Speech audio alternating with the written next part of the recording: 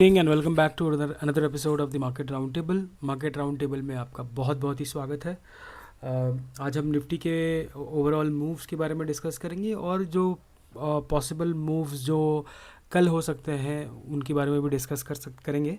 Video को start करने से पहले एक डिस्क्लेमर मेरे एंड से मैं यही बोलना चाहता हूँ कि भाई मैं एक सेबी रजिस्टर्ड फाइनेंशियल एडवाइज़र नहीं हूँ, तो कृपया करके अपने व्यूज़ को मेरे व्यूज़ के बेसिस पे ट्रेड ना लें। अगर आप ले भी रहे हैं तो अपने रिस्क रिवॉर्ड को फॉलो करें और अपने फाइनेंशियल एडवाइज़र से डिस्कस करने के बाद ही ट्रेड्स को पंचन करें। तो आज हमने सबसे पहले मैंने ये ओपन इंटरेस्ट का शीट खोल के रखा है। आज मैंने सोचा कि आज ओपन जो ओवरऑल ओपन इंटरेस्ट है ओवरऑल उनके बेसिस पे ही आज हम स्टार्ट करेंगे वीडियो को। ये सेंसिबल का प्लेटफॉर्म है। सेंसिबल का ये प्लेटफॉर्म मुझे बहुत ही पसंद है, मैं काफ़ी यूज़ करता हूँ एक्सटेंसिवली। इसके ऑप्शन चार्ट्स और इसके ओवरऑल ओआई डेटा या एफआईआई डीआई डेटा काफ़ी अच्छे होते हैं। अच्छे इन द सेंस कि ईजिली समझ में आता है और मतलब यूज़र फ्रेंडली बहुत ज़्यादा है, तो इसलिए कारण मैं सेंसिबल का ही सब कुछ यूज़ करता हूँ ओवरऑल।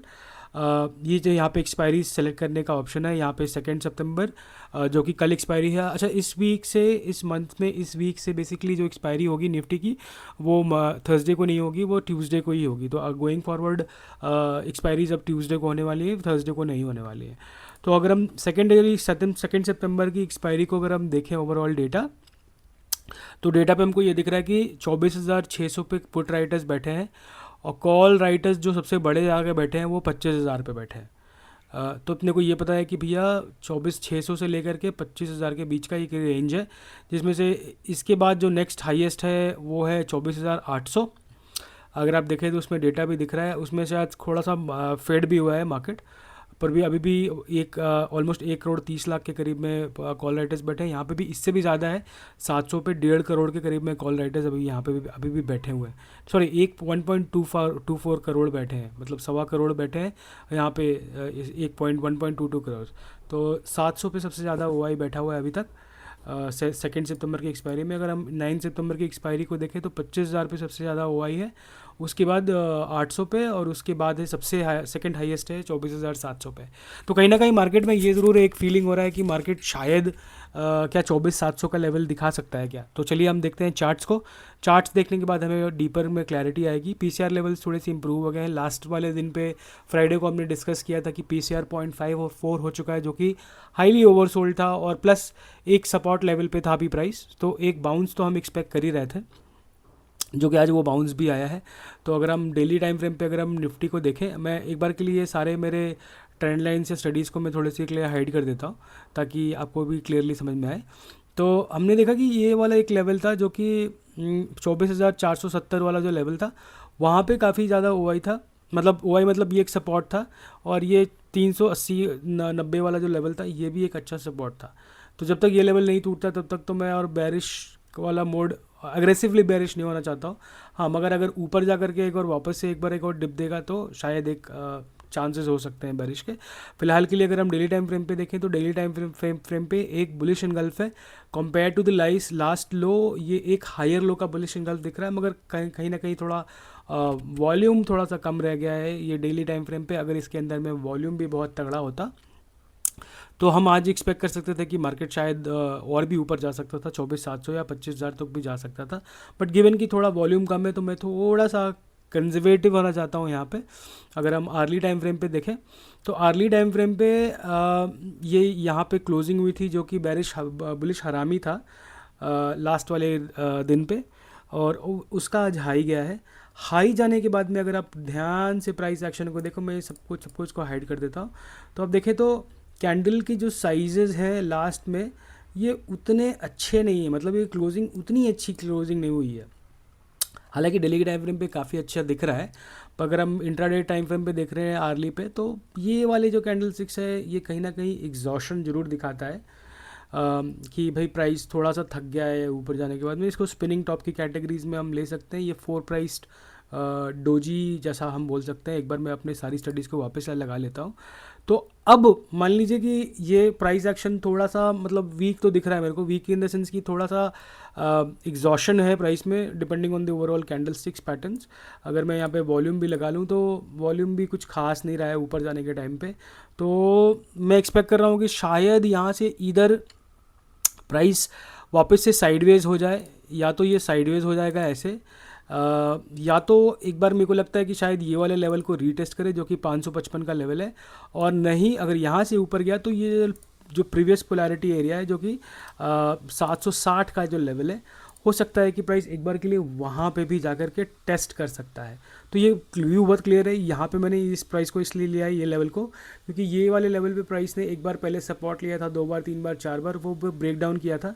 ब्रेक डाउन करने के बाद में इसी लेवल पे वापस से रेजिस्टेंस ले रहा है। तो एक कॉन्सेप्ट होता है चेंज ऑफ पोलैरिटी का, जिसको जिसको कहते हैं कि जो पहले का जो सपोर्ट लेवल था वो बाद में रेजिस्टेंस का काम करता है, और जो बाद में रेजिस्टेंस का काम करता था वो बाद में जाकर के सपोर्ट का काम करेगा एक बार ब्रेकआउट हुआ या ब्रेक डाउन होने के बाद। तो उस कॉन्सेप्ट के बेसिस पर अगर हम देखें तो प्राइस ने इस लेवल को, जो कि 550 वाला लेवल है, इस लेवल को इसने ब्रेक डाउन करा था विद हाई वॉल्यूम, मगर कहीं ना कहीं उसको बहुत अग्रेसिव फॉलोअप नहीं आया और प्राइस ने इसको ब्रेकआउट कर दिया। तो कहीं ना कहीं ये एक फेक ब्रेकडाउन वाली कैटेगरी में इसको हम ले सकते हैं। अगर हम थोड़े बड़े टाइम फ्रेम पे देखें तो ये एक फेक ब्रेकडाउन की कैटेगरी में आ सकता है। मगर फेक ब्रेकडाउन के अंदर में मैं एक चीज़ और एडअप करता हूँ कि अगर वो कैंडल के अंदर में अगर हाई वॉल्यूम है तो वो बेटर होता है। मतलब उस वाले कैंडल पे मैं ज़्यादा बेट करना चाहूँगा, ना कि इस वाले कैंडल पे। अगर आप देखो ध्यान से तो ये वाले ब्रेकआउट पे भी इसमें वॉल्यूम बहुत ही कम रहा है। तो एक बार के लिए उम्मीद मैं ये ज़रूर कर रहा हूँ कि शायद कल के दिन पे एक बार 550 का लेवल को वो रीटेस्ट करे। अगर 550 वाले लेवल पे वापस से कोई बुलिश प्राइस एक्शन दिखता है तो मैं एक बार के लिए 760 वाला लेवल तक में प्राइस के जाने की संभावना हो सकती है। बट अगर ये वाला लेवल टूटता है तो हमारा पहला सपोर्ट होगा वही 400 का लेवल, और अगर ये 400 का लेवल अगर ये टूटता है तो मुझे लगता है कि we will see far more deeper corrections. जो सबसे पहला जो हमारा लेवल हो सकता है वो 150 का 24,150 का लेवल, जो कि ये गैप का एरिया है। और ये अगर लेवल टूटता है तो अगेन दो पोलैरिटी वाला जो एरिया है वो आपका पड़ जाएगा 23,900 से लेकर के 23,800 के बीच में। ये भी एक क्रूशल सपोर्ट एरिया है, और ये दो लेवल्स अगर टूटते हैं तो जो नेक्स्ट हमारा सपोर्ट 23,200 और 22,900 के बीच में ये सपोर्ट लेने के संभावना होगी।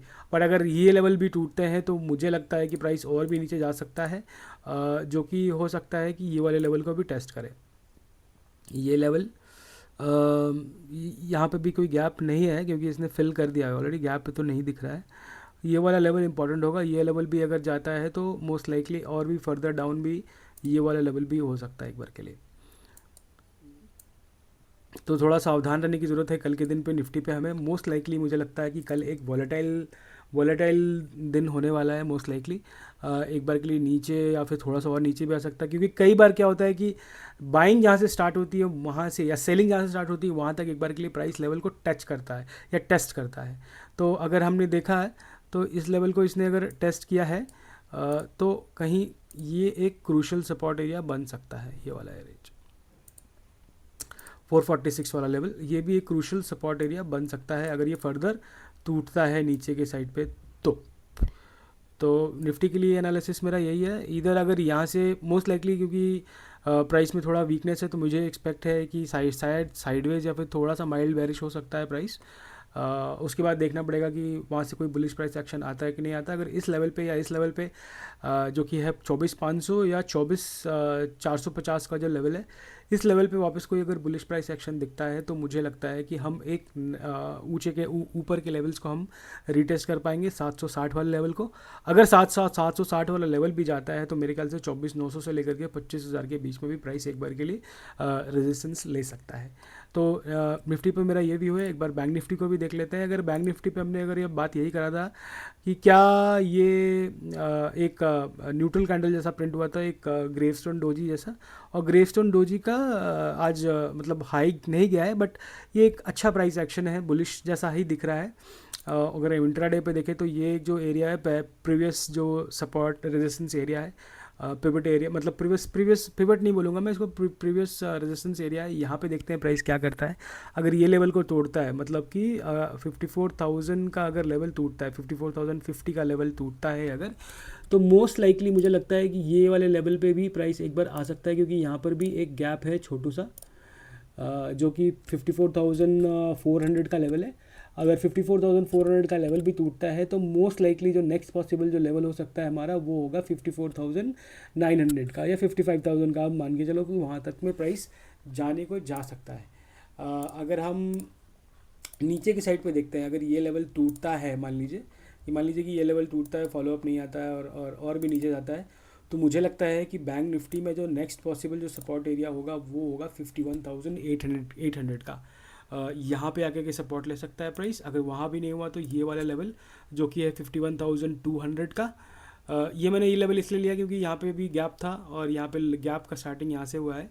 और जो हमारा नेक्स्ट पिवट एरिया है वो है 49,150 का। तो देखना है कि निफ्टी क्या करता है फ़िलहाल के लिए और बैंक निफ्टी क्या करता है। अगर ये देखते हैं कि ये लेवल टूटता है कि या होल्ड करता है।